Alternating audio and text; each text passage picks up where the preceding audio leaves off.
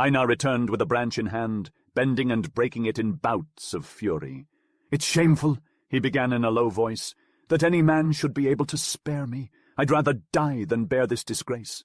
His eyes narrowed and glared at Aldrich before he continued, "But it'll be even worse if I keep holding a grudge against him after he's saved my life."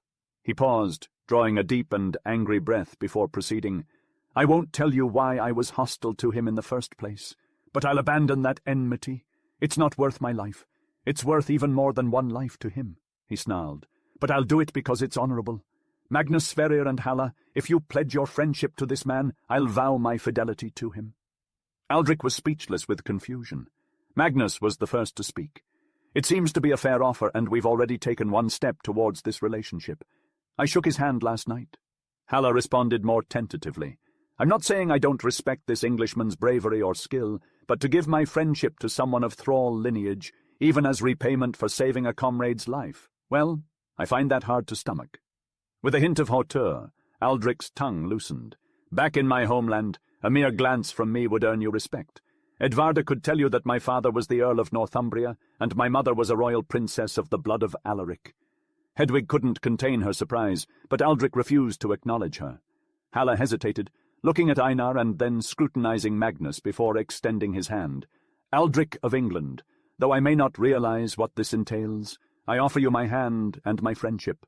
Aldrich accepted his hand in a formal manner. "I don't thank you for a forced gift, but I do pledge my loyalty in return." Einar's face was still filled with passion as he extended his hand to Aldrich. "No matter how much I despise you, I vow to always act as your friend." In the depths of his heart, Aldrich muttered to himself, "May the devil take me if I ever turn my back on your knife." However, he repeated his previous agreement out loud. Magnus placed a fond hand on Aldrich's shoulder once they finished. "We cannot make our friendship any stronger, but I recommend that you do not leave Hedwig out of the deal. No man has had a truer friend."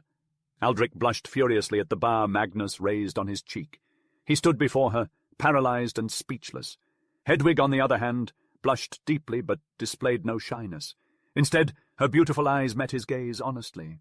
"I will not offer you my friendship," she stated plainly, "because your face reveals that you have not yet forgiven the terrible offense I committed against you. I did not realize that you were brave, noble, and skillful. I understand your fury. Were I a man and a woman had wronged me so deeply, I would probably murder her then and there.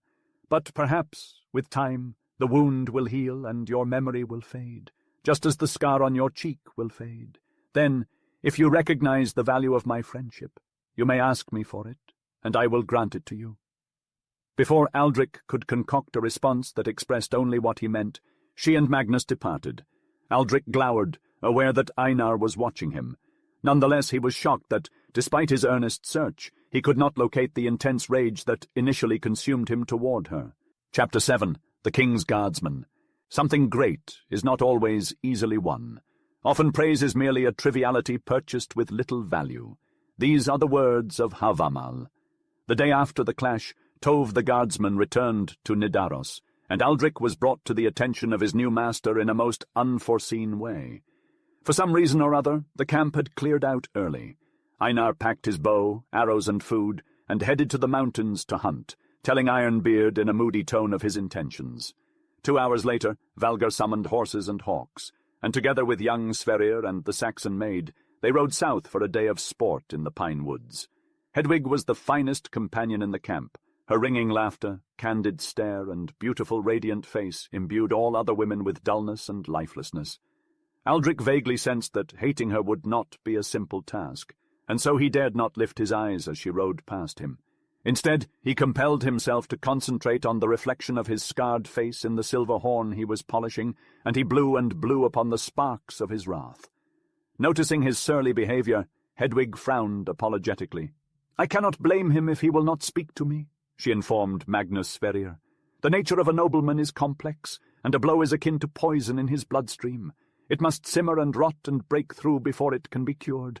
I don't believe he could have acted more like a lord in his father's castle than he did yesterday. From now on, I will treat him with the same respect I treat you or any other important man. In doing this, you prove yourself as magnanimous as I always believed you to be," replied Magnus, beaming with pleasure. By mid-morning, everyone had gone their separate ways to hunt, fish, swim, or wander around the town. Only 2 men sat in the sun, throwing dice on a bench, one with a broken leg and the other with a sprained shoulder. Aldrich swept the sleeping quarters, whistling aimlessly, and Halla the wrestler sat cross-legged under a tree, honing his sword and humming sections of his favourite tune. Behold, we with the hanger, hard upon the time 'twas, when in Gothlandia going to give death to the serpent.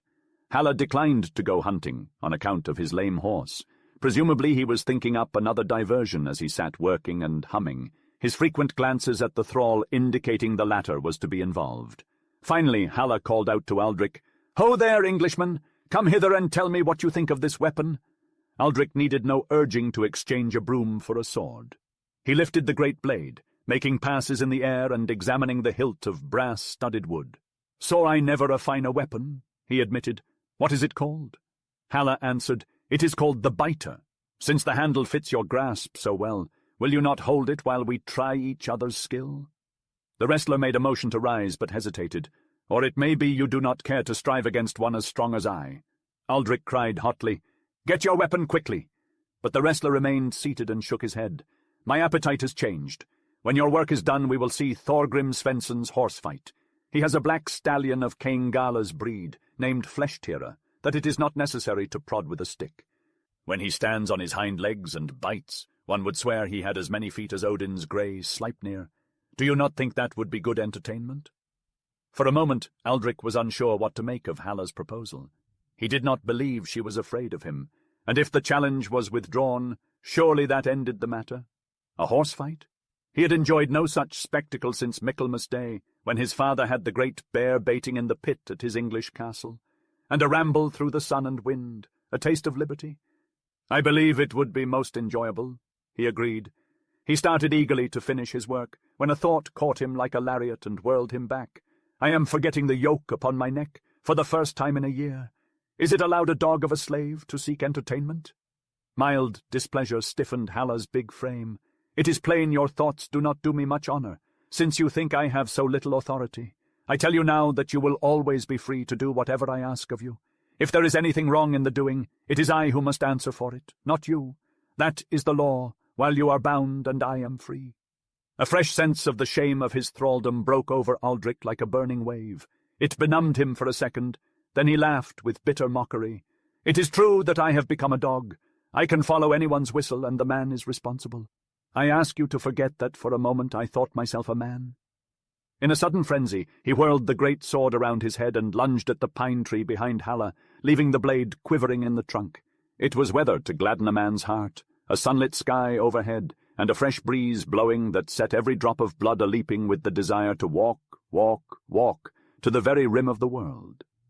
The thrall started out beside the wrestler in sullen silence, but before they had gone a mile, his black mood had evaporated into the fjord. The riverbank and lanes were verdant with flora, and every emerald hedge they passed was alive with birds nesting.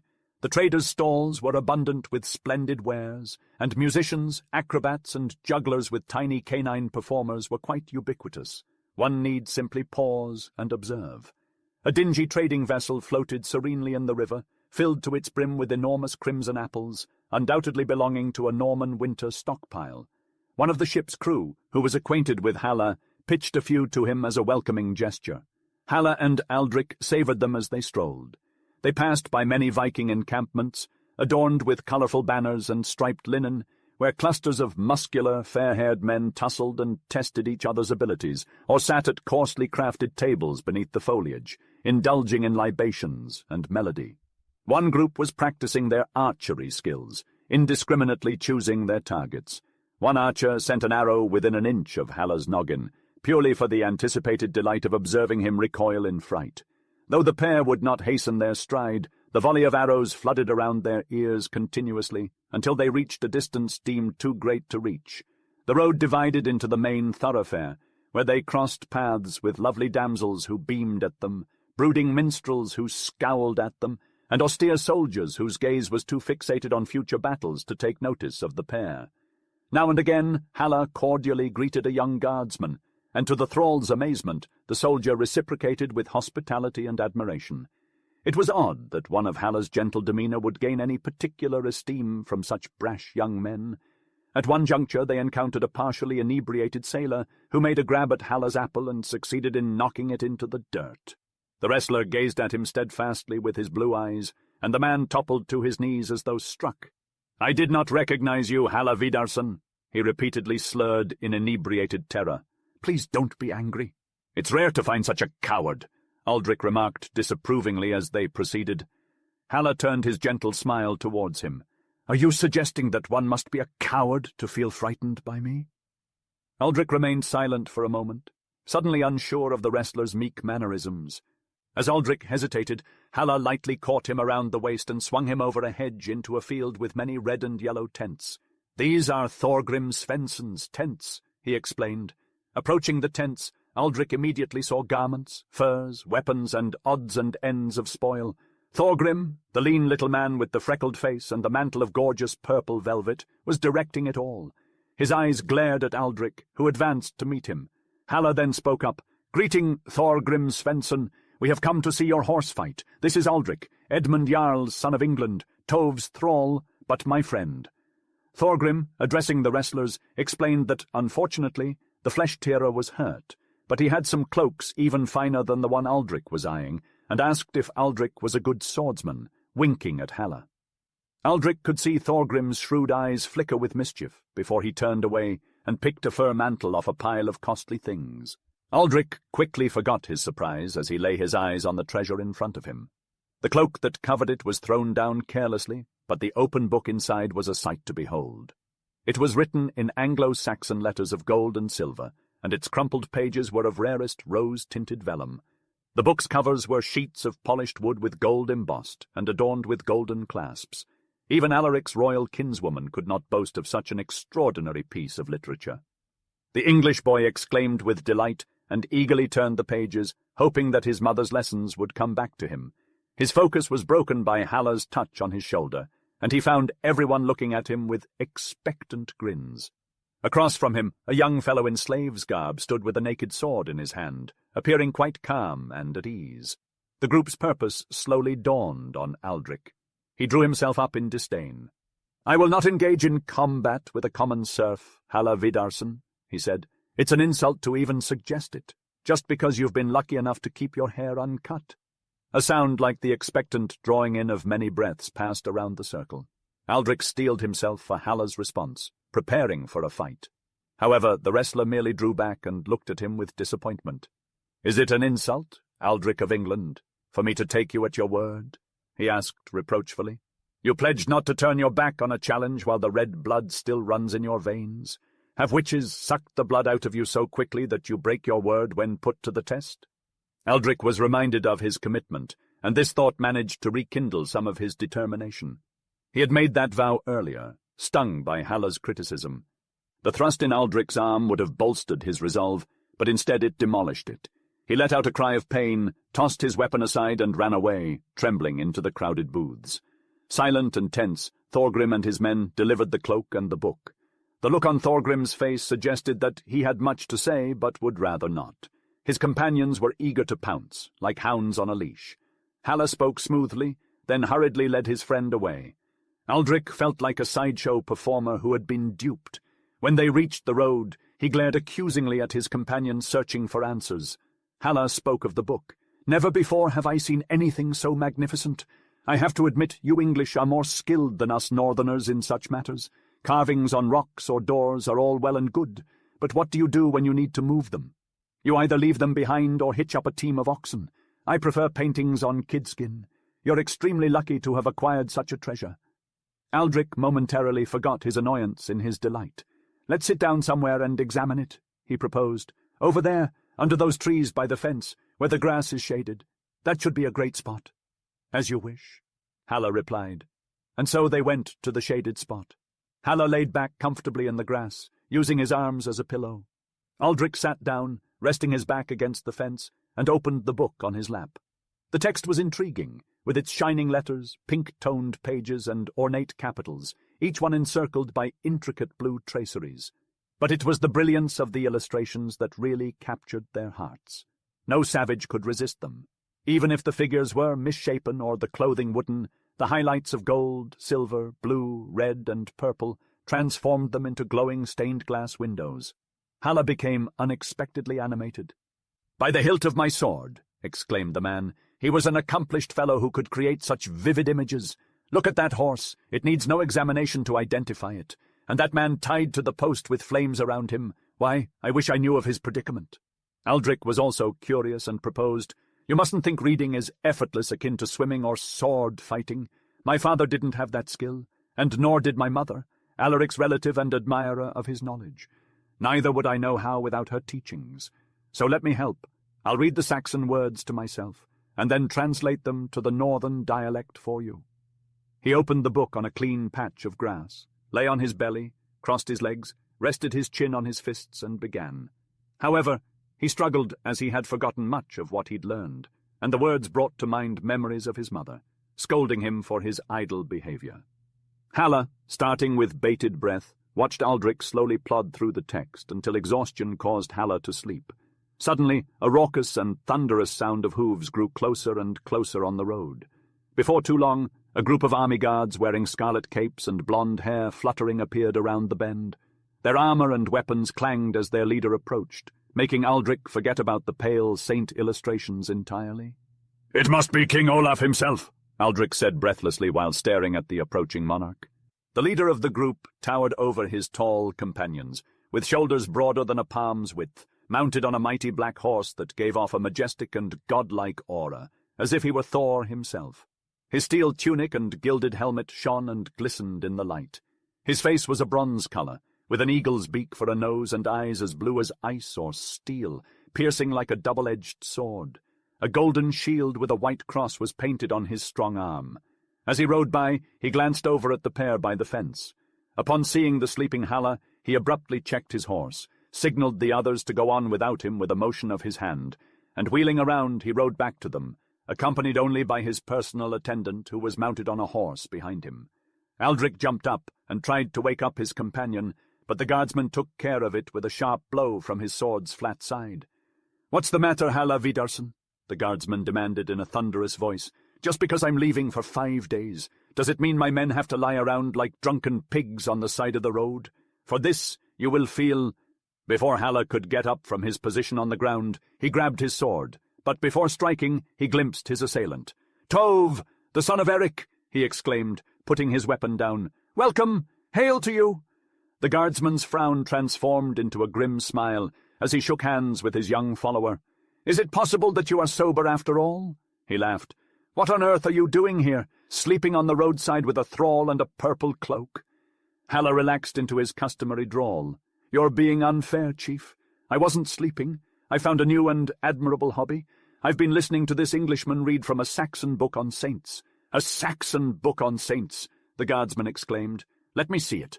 After the owner handed it over, the guardsman looked through it hastily, turning the pages with reverence and making the sign of the cross whenever he encountered a picture of one. As he handed it back, he gazed at Aldrich with eyes piercingly blue. "It's possible that you're a high-born captive," he said. "Reading isn't an easy trick. Maybe it would be beneficial to have you on my team. Who's your master? Would it be worthwhile to buy you away?" Halla chuckled. "Truly the name the Lucky suits you well, as you desire only what is already in your possession. This lad is the cook's assistant purchased by Ironbeard to replace Horde." "Ah, I see," Tova replied, unintentionally mimicking his former German foster father. He gazed down thoughtfully at the boy, lost in contemplation until his attendant grew anxious and nudged his horse to snap him out of his reverie. The guardsman jolted back to reality, quickly gathering his reins. "Interesting. Let us discuss this matter more later. For now, I must report to Olaf Tryggvason. Inform him that I will be at camp tomorrow, if I see any drunkenness or dull weapons." He left the threat unsaid, but his look left no question as to the consequences. "I shall comply with your orders without question," Halla replied, using the grovelling speech typical of courtiers at the time. His leader gave him a curt nod, spurred his horse, and raced off to catch up with his companions. Chapter 8. Tove the Crossbearer. Let it be known to all those with the wisdom to seek it that knowledge is power. The man of wit understands this truth and keeps his secrets close, sharing only with the one he trusts. For once a third ear hears a truth the whole world knows. The sun had just begun to rise, casting its light upon the still sleeping world. The town was silent, The fields were empty, and the woods around the camp lay in darkness. But in the little valley, the newborn morning illuminated a million dewy eyes, as if the valley itself was waking up. Aldrich, carrying food to the long, white-scoured tables under the trees, heard the sounds of Hedwig's chanting and the bellowing laughter and splashing of the swimmers at the riverbank. The cheers that followed the swim race to the bank became a thunder of excitement before suddenly collapsing into scattered jeers and hootings. This was followed by the sound of Magnus appearing, dripping and breathless. In shock, Aldrich cried out, "You! Defeated!" Magnus, still catching his breath, laughed and explained his loss. Ironically, the very reason that led to his downfall marked a chance for Aldrich to address something he had been considering. Silently, Magnus watched over his bread as he filled several bowls. Aldrich cautiously spoke up, hoping to avoid any more disappointment. Magnus laughed, having anticipated the topic of their conversation. He recounted how every conversation leads to the same outcome, reminding Aldrich and the others of Tov's formidable reputation. Magnus dismissed their concerns, reminding them that Tov is his foster father. Aldrich, still doubtful, questioned Magnus about the power dynamic between foster fathers and sons in the north. Magnus laughed again, saying that disrespecting Tov would be a grave mistake, as Tov's reputation is not something to be trifled with. He assured Aldrich that he knew what he was doing, and understood Tov's temper as well as Aldrich understood his English runes. During the winter of my 5th to my 15th year, I resided in Greenland under his roof, where he stood as a fatherly figure to me. While he had his moments of severity, I also witnessed his commitment to justice and his steadfast loyalty toward friends, even when faced with opposition from Olaf and his faction. A sudden smash of wet clay struck his bare back, eliciting a Norman curse in response. He glanced over to the bushes and noticed a mischievous hand preparing for another hurl. Breaking out in laughter, he roused to his feet and shouted, "The trolls! They not only disturb my bath, but also target me with mud. Poison that fellow's drink, Aldrich. Ah, what a throw!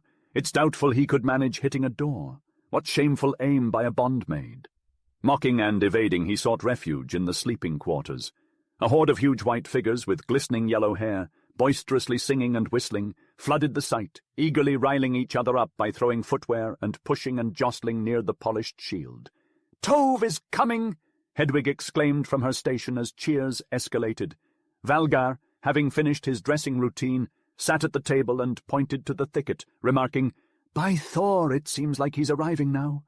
The group turned to look and saw Tova's servant gallop out of the shadows toward them. Disappointment registered across the board as no one else trailed him. "It's only Kark!" someone exclaimed. Kark stood up on his stirrups and waved his hand.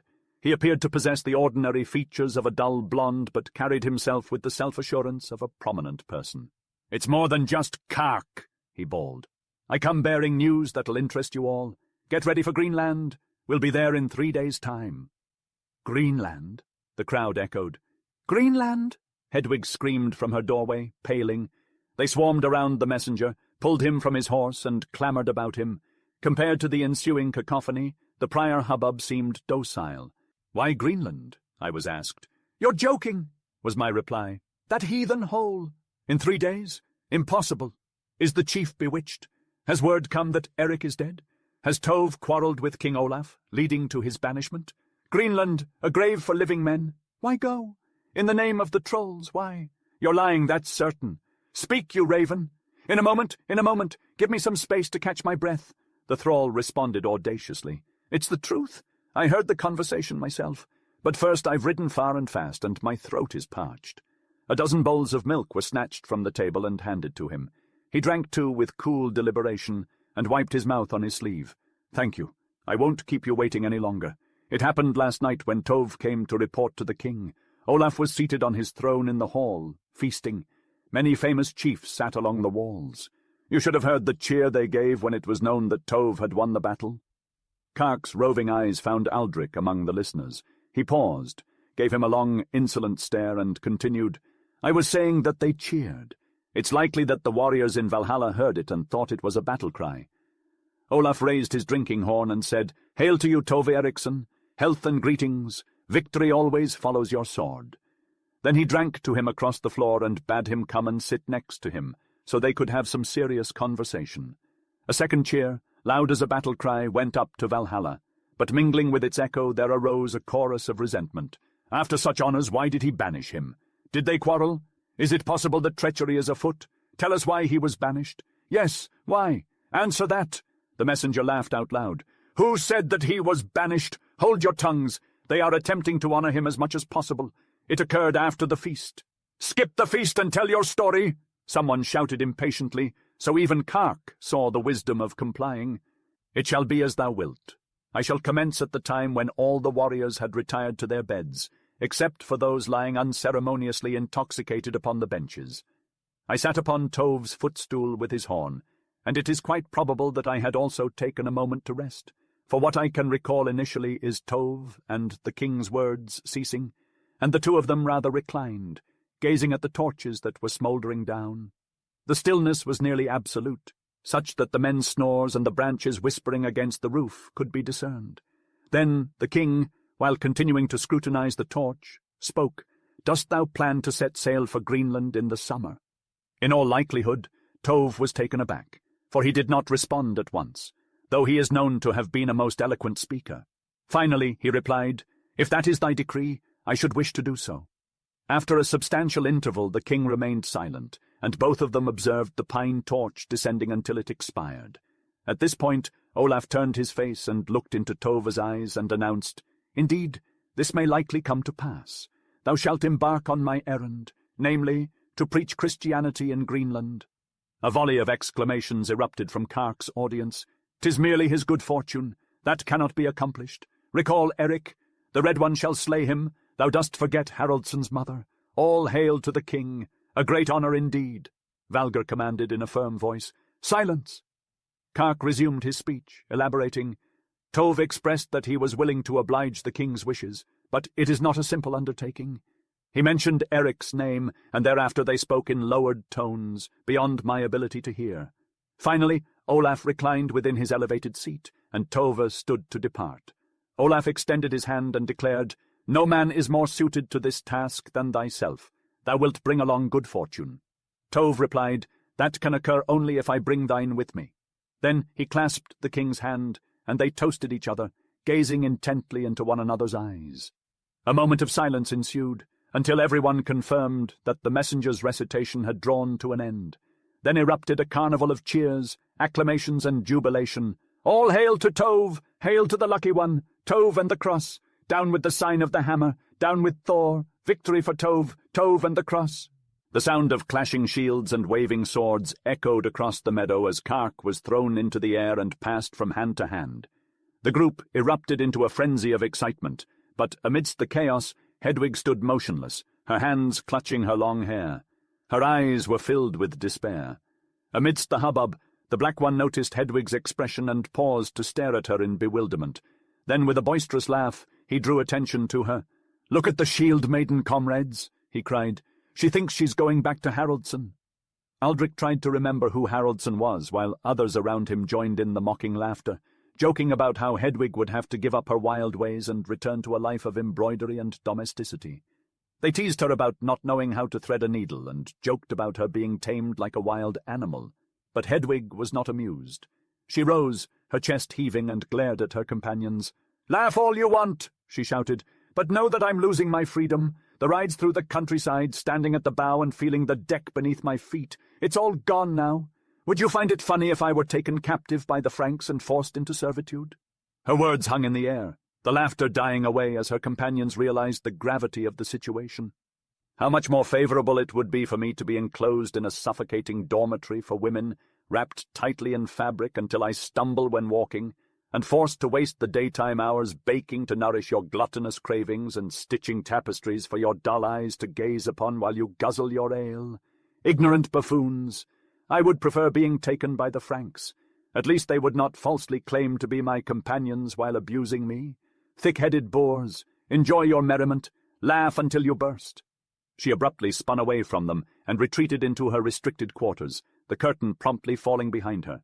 For the rest of the day she remained motionless, neither consuming nor conversing, and Edvarda timidly huddled in a corner, too intimidated to approach her. Chapter 9. Before the Chieftain. Let a man be cheerful in his home and generous to his guests. He should conduct himself with wisdom, possess a good memory, and be quick of speech. These were the teachings found in the ancient verse of Havamal. In the waters of the nearby city, the sea-deer lay anchored and bare. Her oars, rowing benches, and other adornments were safely kept in storage. Her crew, however, eager as lovers, clamoured to dress her once again in her finery. Their brushes caressed her sides, and their hammers echoed across her deck as they worked throughout the day. Eldric, occupied with errands and tasks, was rushed back and forth, carrying messages, tools, and coils of rope. On his last trip, Magnus Sverrir walked with him by the city's riverbank. Magnus spent his day with Ironbeard, gathering corn prices, which they discovered to be worth its weight in gold in Greenland. Magnus explained to Aldrich that Tove, by bringing corn as a gift to Eric, displayed a keen wit. Aldrich, in turn, doubted the value of journeying to Greenland, remarking, "The more I think of going to Greenland, the more excellent a place I find Norway." As they walked, Aldrich gazed upon the harbour. Trim and elegant clipper boats sat anchored, long-oared skiffs flitted about, and chains of impressive vessels dotted the shoreline.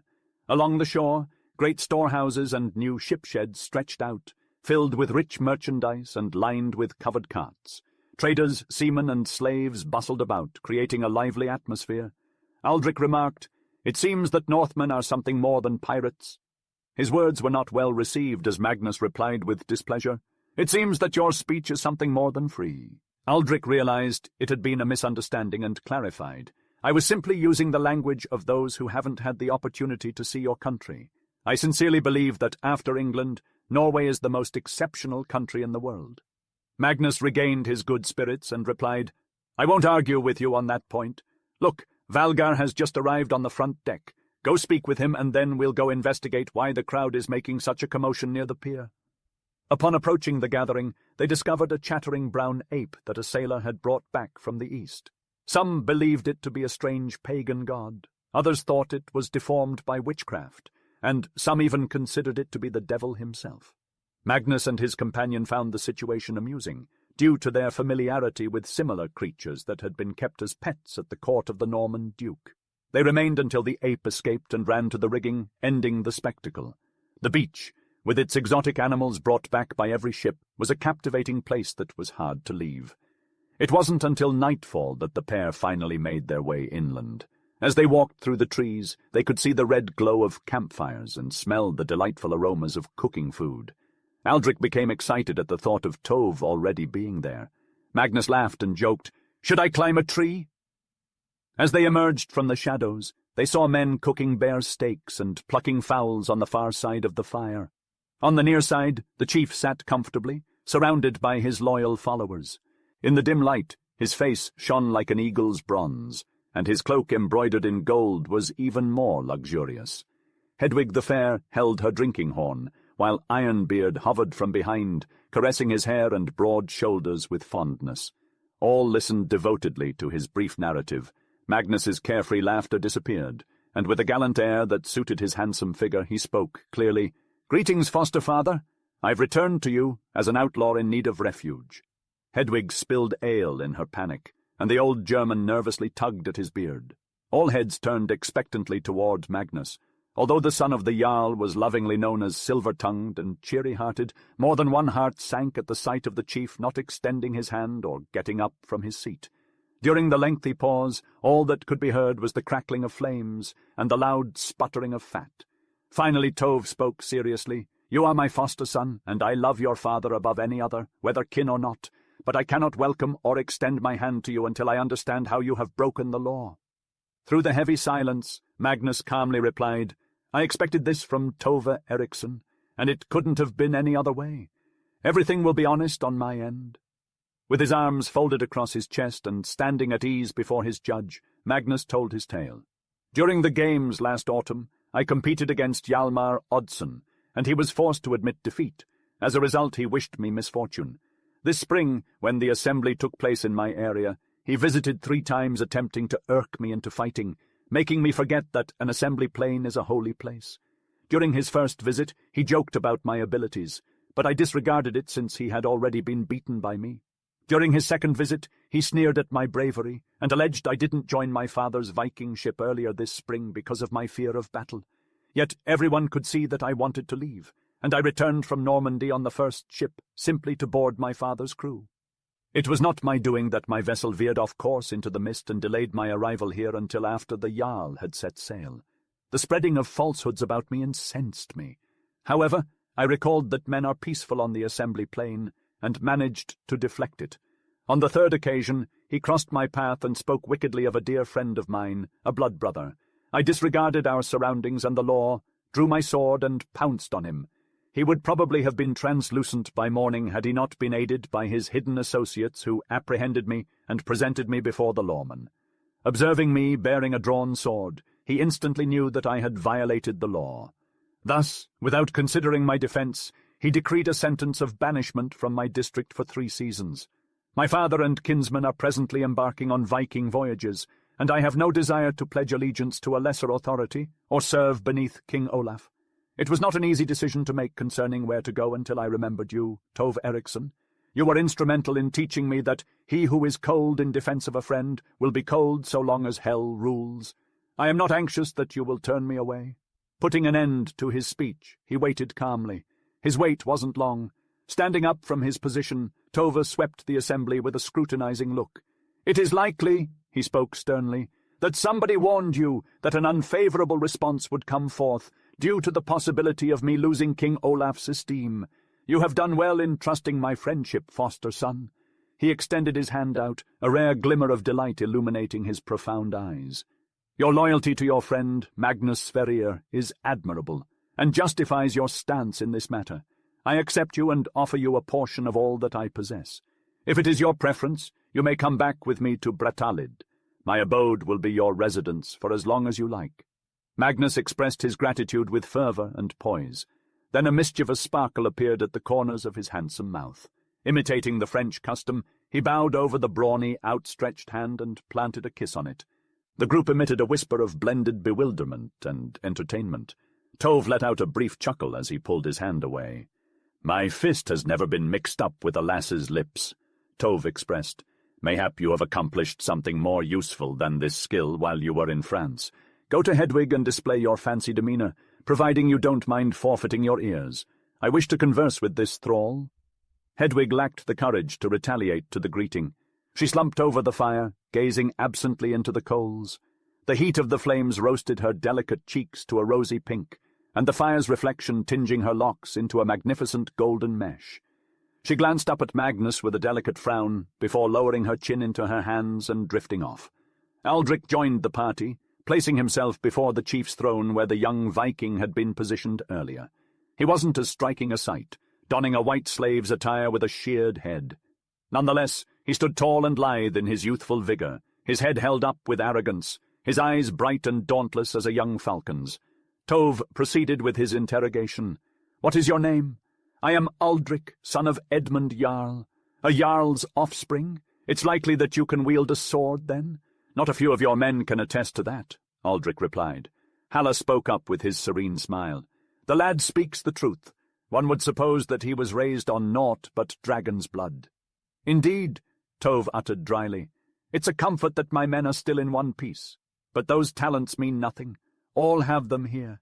You must accomplish something that I deem more crucial, or else I'll sell you and procure a man-thrall who has been trained to work. It appears that you can read runes. Can you write them too?"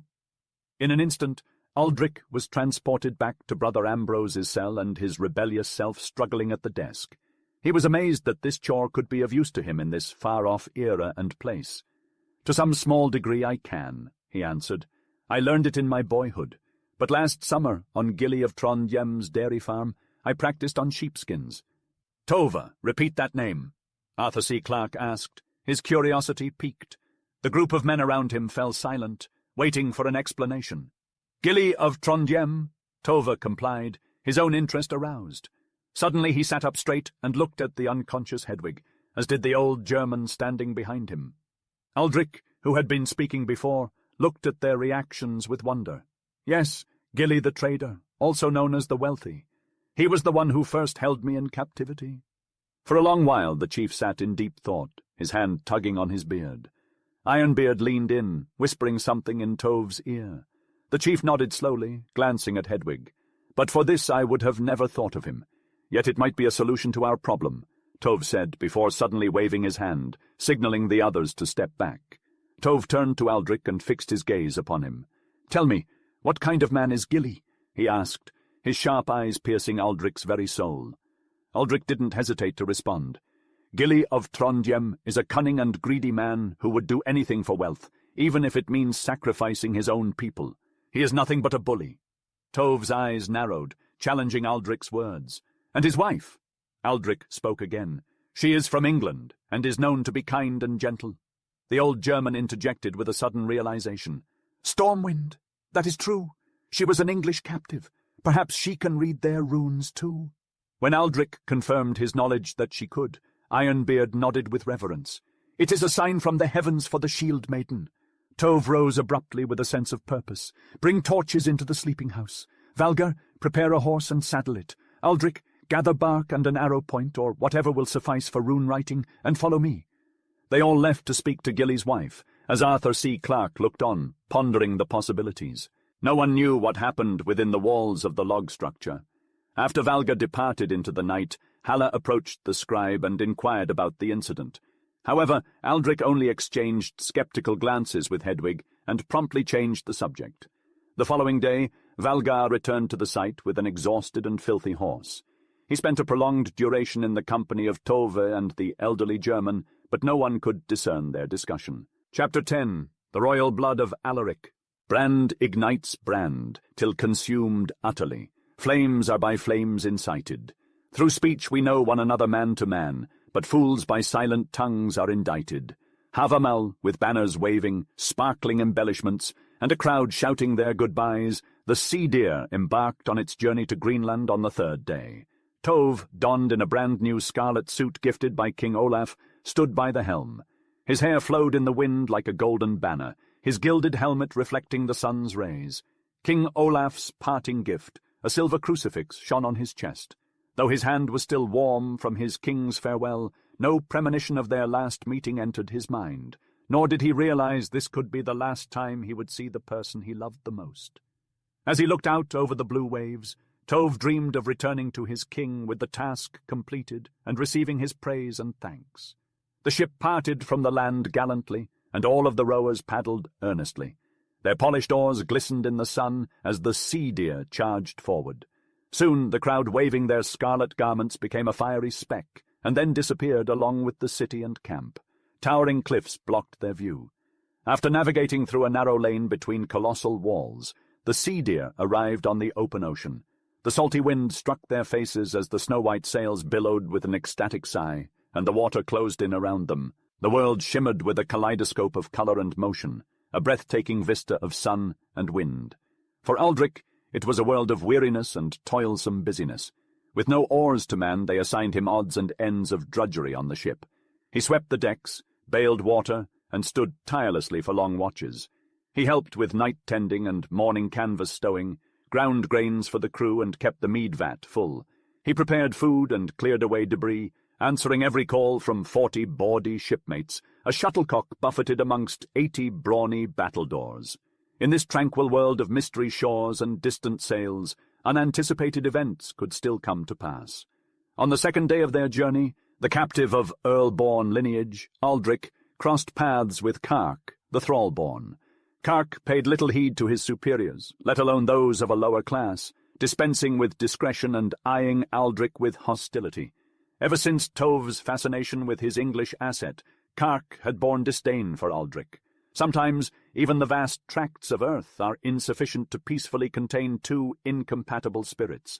One can imagine the consequences when two such contrasts are confined to 100 feet or so of timber adrift in the middle of the sea. "Oi, cook boy!" the brash voice of Kark bellowed down to the foreroom where Aldrich worked. "Get up here swift and mop up the beer Valgar spilled over his bench." For a moment, Aldrich stared in astonishment. Then his expression turned to two menacing slits, and his clothes conveyed haughtiness. He offered no response. Momentarily silent, Kark made his way down. "What's this, you scrawny wretch? I ordered you to hurry. The beer will stain his clothes." Aldrich ground his grains with immovable calmness. Only after the fourth turn did he proclaim, "It'd be quicker if you did the job yourself."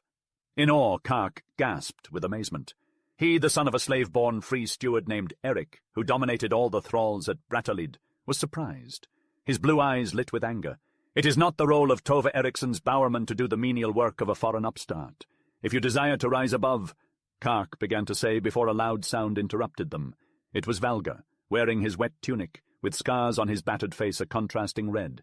"Do you expect me to wait all day whilst two thralls bicker over trivialities?" he bellowed. "I swear upon my life, one of you will feel the wrath of Ran before the end of the journey. Move it, now." "I am sharpening Tove's sword," Kark replied as he pulled out a knife and a sharpening stone. "It would not be fitting for me to forego the chief's work for less important tasks." The argument was valid, and the steersman's wrath was directed towards Aldrich, who was unable to avoid it. "Why have you not left, lazy dog?" the steersman snarled. "What is your excuse? Do you want to have your back shredded into ribbons? You may keep your job by making a quick decision." If he had not threatened Aldrich, it was possible that he would have abided, but to submit to a threat was simply not an option for Aldrich's prideful nature. "Do as you wish, and I will do as I choose," he said proudly. However, Aldrich soon realized he had underestimated the situation. In a swirl of activity, he was stripped to his waist, his limbs bound to the mast, and he was beaten with a knotted thong of walrus hide. Magnus's furious words were entirely useless in stopping the brutal assault. On the other side, if they had thought that physical violence would break Aldrich's will, they had also underestimated him. Though he bled, he showed no signs of yielding. Finally, Valgar, tired of his anger, ordered Aldrich's release. "If you question my authority again, you will suffer the same fate," he stated. Bleeding and dazed from pain and fury, Aldrich stumbled forward and grasped Magnus to keep from falling. His vision blurred as he looked around, but he soon spotted his target. With a guttural cry, he grabbed a broken oar and struck Kark on the head, causing him to collapse onto the deck, blood streaming from his face. "In the name of the troll!" exclaimed Valgar, stunned. Aldrich chuckled under his breath, relishing Magnus's expression of despair. He braced himself for the steersman's blade, but instead was pulled towards the stern where the leader, Tove, sat next to the steering oar in deep conversation with his elderly foster father. Tove briefly glanced at Aldrich before returning to his discussion. Despite Valgar's efforts to vilify him, Aldrich was unflappable. Tove said nothing, simply tugging at his bushy moustache while glancing at Aldrich and his companions. When the steersman finished speaking, Tove asked, "Is Kark dead?" Valgar looked back at Kark, who was sitting up and checking his wounds. "Aside from a bump on the head, he seems to be okay," he replied. "Good," said Tove with relief. "If he had been killed, his father would have been displeased, hurting my mission. I may have had to kill this boy to satisfy them, but now it is inconsequential." Tove dismissed them, motioning for them to prevent any further violence. "Let's end this discussion. I can't afford to lose any more property," he added before turning to Ironbeard. However, something about Tove's tone or Valgar's touch incited Aldrich's madness.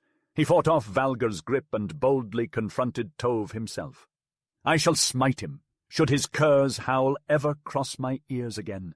You are dim and naive to think of keeping a man born of nobility under the boot of a peasant. It is foolish to have a man of great talent labouring at tasks that any simpleton could do. I shall not tolerate such folly any longer. I will end the life of that hound the moment an opportunity presents itself," declared the Aldrich, gasping and shaking with fury. Valgar stood in shock, while Tove's brows furrowed so low that only 2 fiery sparks were visible in his eyes. Aldrich felt the same shiver that overtook him when the sword of the trader touched his chest. However, no lightning struck. Aldrich gazed up in amazement and witnessed a subtle transformation occurring in the chieftain. Gradually, he ceased to be the stern and curt Viking, and instead became the nobleman whose grace and elegance were praised by minstrels in their songs, and by the king himself. A stillness engulfed them, and Aldrich could feel his anger dissipating, descending deep within him. Eventually Tove spoke with the ease of one who knows his own superiority. "It is plausible that I have not treated you as justly as you deserve. However, what must I think of your words? Is that how a man of noble birth, with exceptional skills, addresses his lord in your country?" To the old and straightforward helmsman, to the slow-witted Olver, and to the half-dozen others who heard them both, the change was inscrutable. They gawked at their master, then at each other, before giving up on a whim they could not decipher. It could be that Tove was inquisitive, wanting to observe if such behavior was just as puzzling for Aldrich. He watched him closely. Aldrich averted his eyes from his master's gaze. The poise and the noble leniency were akin to the voices from his past. It brought back memories of his princess mother, of her teachings, and of the prestige that always surrounded her. Suddenly, he beheld with new eyes the roughness and crudeness of his present surroundings, and realized how much they had corrupted and hardened him. A dull red flushed his cheeks. Gradually, as if groping for a partly forgotten habit, he knelt before the affronted chieftain. Unintentionally, and for the first time since his captivity, he addressed a Northman with the title a Saxon would use to honor his superior. "You, my lord, are right to think me ill-mannered. My anger was so great that my words flowed without thought.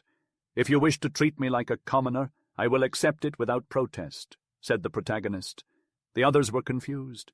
They scratched their heads and looked at each other while Tove, a lord, smiled wryly at their bewilderment. From his pouch he took a silver band and threw it at Valgar, saying, "Give this to Kark to pay for his injury, and tell him to be more restrained with his words in the future." When the others left, Tove gestured to Aldrich, commanding him to stand.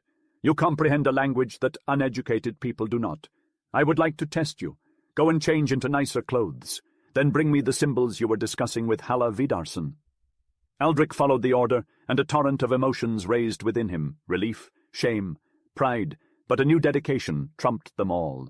For the rest of the day Aldrich read to Tove from the Saxon manuscript. He stuttered and stumbled through it, but Tove did not mock him. Instead, he eagerly interpreted Aldrich's words, filling in the gaps with his imagination. His passion occasionally overpowered him, and Aldrich couldn't help but notice Tove's sword twitching in his hand, or watch as he crossed himself. But these moments passed. Eventually the sun set, and Aldrich had to stop reading for lack of light. Tove sat for a while staring at Aldrich, before remarking as if to himself, "I think heaven has sent you to me, to guide and invigorate me in my work." Aldrich shuddered, unsure what to think, but Tove clarified, "It must have been God's will that you learned to read. It was divine intervention that brought you here, to aid me in my mission." Aldrich felt a mix of awe and apprehension, but when he lifted his head, Tove's tone had altered. Tove scrutinized him with newfound respect. Without warning, Tove spoke with authority. "It is unsuitable for a person of holy distinction to dress like a slave. What is the traditional garb donned by priests in England?" Aldrich, puzzled, replied cautiously, "They wear black robes, sir. Henceforth they are known as black monks." Tove arose and signaled Valgar to appear. He ordered him, "Accompany this boy and equip him with black garments of fine quality from my chests. Furthermore, let it be known that he is my esteemed attendant and an individual of noble standing." The aging servant appraised the new favourite the same way he would scrutinize a weapon or a hound that had caught the master's fancy. "I shall not resist your command, nor any other thing. However, I recall Kark. If you designate this kitchen boy as your attendant, the balance of power shall shift, and you must reassign the previous attendant to a culinary position. I presume Kark's father won't appreciate the change." Tove's arm motion dismissed Kark's presence. "Who has the authority to dictate how I select my staff? Kark was born to cook, and he should return to his roots. I cannot tolerate his coarseness any more. Why should I jeopardize the tool gifted by the heavens because of a grumpy peasant at my feet? It will only bring bad fortune." Unwillingly Valgar acquiesced.